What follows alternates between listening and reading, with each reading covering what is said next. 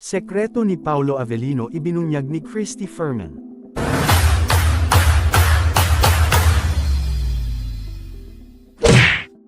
Ibinahagi ng kilalang showbiz columnist at talent manager na si Christy Fermin ang nakikita niyang dahilan kung bakit lumalakas ang appeal ni Paolo Avellino ngayong nakatambal na niya ang aktres na si Kim Chiu.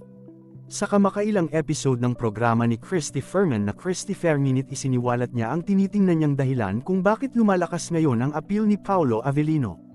Ayon kay Christy Fermin, nagmumula ang malakas na appeal ni Paolo Avellino sa kanyang ipinapakitang image na suplado, pagiging tahimik at tila mailap. Ito umano ang ipinapakitang imahe ni Paolo Avellino sa lahat, gayong hindi naman siya ganoon dahil ang katotohanan ay napakabakit umano ng aktor. Dagdag pa ni Christy Fermin na ito ang dahilan kung bakit nag-click ang tambalan nila ng aktres na si Kim Chiu na kilala sa pagiging masayahin at madaldal. Magkasalungat ang kanilang mga ugali, dahilan para lalong ma-curious ang mga netizens sa kanila. Marami rin ang nagsasabing tila binabalanse ng katangian ng mga ito ang isa't isa. Sinigundahan naman ito ng kanyang co-host na si Romel Chica. Ipinunto pa nito ang napapansin nila sa tuwing ini-interview sina Paolo Avellino at Kim Chiu.